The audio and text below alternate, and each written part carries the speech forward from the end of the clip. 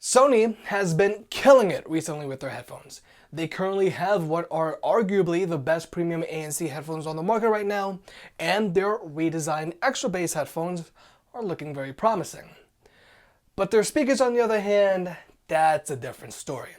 Technically, the Sony XB32 has been improved from the Sony XB31, but I feel they should have done more.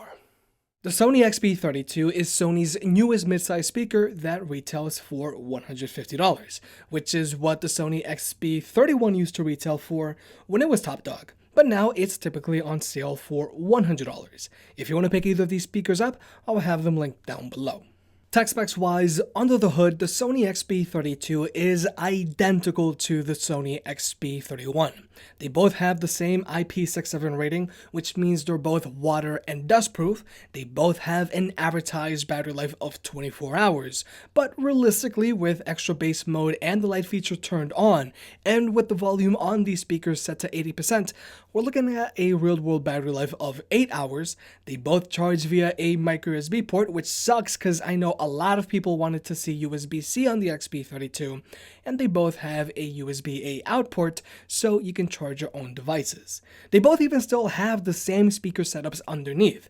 Both the XB32 and XB31 are rocking dual 48mm frontward firing transducers and dual passive radiators that shoot out the front and back. Both of these speakers are also still using Bluetooth 4.2. Now, in general, that isn't a problem because they both have stable connections that have no problems going through multiple walls. But I did find that they have very different ranges. In my testing, I found that the XB32 had no problem matching the advertised range of 30 feet. But I also found that the XB31 has a wireless range that's twice as much as the XB32. Now, I know wireless range isn't a huge deal for some people, but I just feel that if you're looking into a portable speaker that you might want to use in your backyard or at the park, you might want to know which of these two speakers can go farther.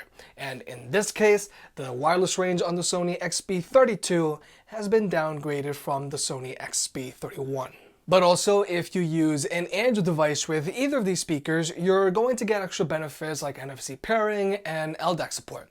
But more importantly, these speakers are going to have zero latency across the board whenever you're watching videos on an Android device. Whereas if you use these speakers with an Apple device, there's going to be a lot of latency whenever you're watching YouTube videos, and there's a very slight latency whenever watching Netflix on an Apple device, but it's easy enough to ignore.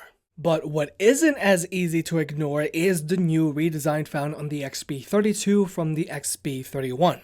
Now, design is subjective, and personally, I like how the XB32 looks. 3/4 of the speaker is covered in a soft touch material that feels great on the hand. The front of the grill of the speaker is covered in a fabric mesh similar to the XB31, and we've got the same wraparound RGB light strip that looks great in a dimly lit room or at night.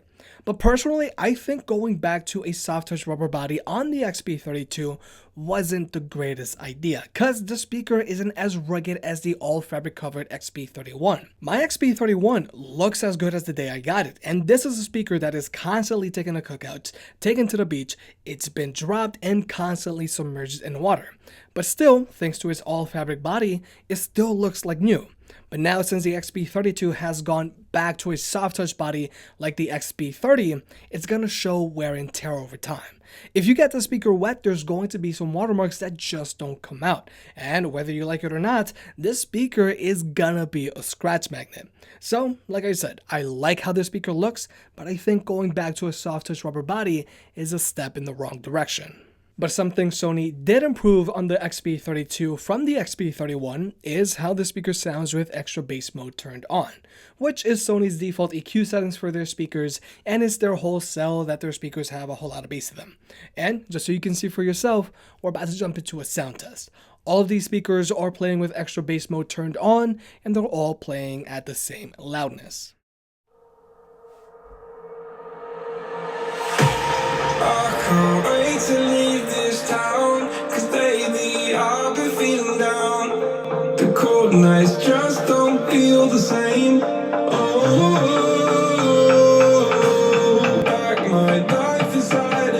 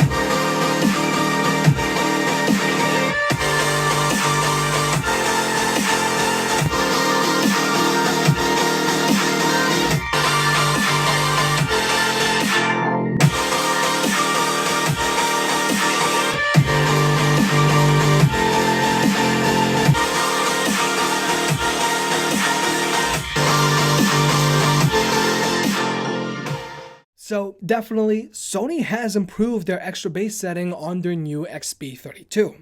The Sony XB32 keeps that rich punchy bass, but since the mids are much more pronounced, the vocals on the XB32 don't sound muddled out like on the XB31 or XB41.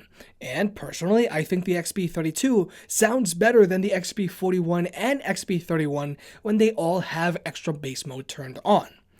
But through Sony's Music Center app, you can easily go in and adjust the EQ on any of these speakers. And if you were to go in and raise the mids and highs on the XB31, it's going to perform just as well as the XB32.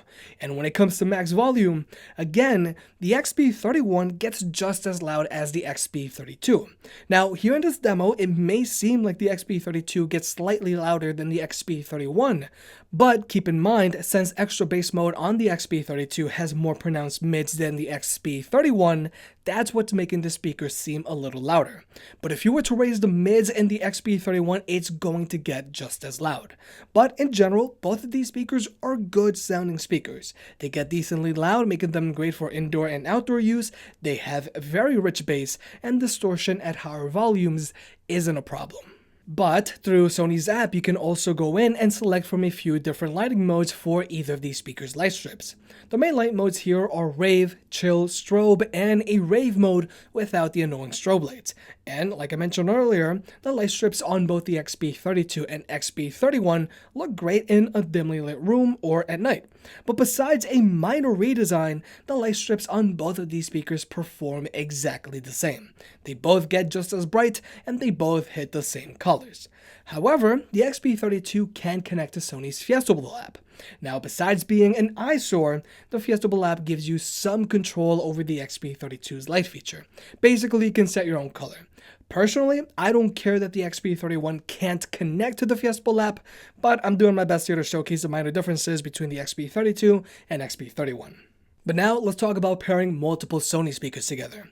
Sony's wireless party chain allows you to pair up to 100 Sony speakers together. And you do this by first pressing the WPC button on all of your Sony speakers. You then go into the Music Center app on your phone and press on the wireless party chain tab and say a little prayer. Now, Sony's WPC feature is fairly stable, but sometimes speakers will get out of sync, or sometimes you have to go through the pairing process multiple times to establish a connection between all of the speakers you're trying to connect, because sometimes it just fails. And sometimes when you do manage to establish a connection, not all of the speakers you wanted to pair actually connect. Personally, Sony's WPC protocol falls a little low on my list compared to other companies' pairing methods because it's not as stable or as easy to initiate. So for that reason, I would only recommend looking into getting a Sony speaker if you only want one speaker. And for those wondering, yes, the XB32 can connect to older speakers like the XB31 or XB30. But no, even though the XB31 and XB32 are basically the same speaker, they can't be paired up to play in left and right stereo mode. If you want to do left and right stereo mode, you need to have two XB32s. So, with all things considered, personally, I can't recommend the new Sony XB32 when the Sony XB31 is still on sale and for $50 less. And in some cases, I feel the XB31 is superior to the XB32 because of its longer Bluetooth range and much more durable body. Even though, yeah, the XB32 sounds better than the XB31 with extra bass mode turned on, you can easily get the same sound out of the XB31 by manually adjusting its EQ. And depending on when you're watching this, you can also get the Sony XB41 for the same $150 because it routinely goes on sale. But personally, even though I really like Sony's current lineup of headphones, the Sony XB32 is a hard pass for me given that the XB31 is still readily available. If you made it this far, I guess you enjoyed the video, so hit that like button and get subscribed. It helps out more than you realize. If you want to pick any of the products up mentioned in this video, those will be linked in the description down below, and you can also support the channel by checking out the merch store. But other than that, I'll catch you next time.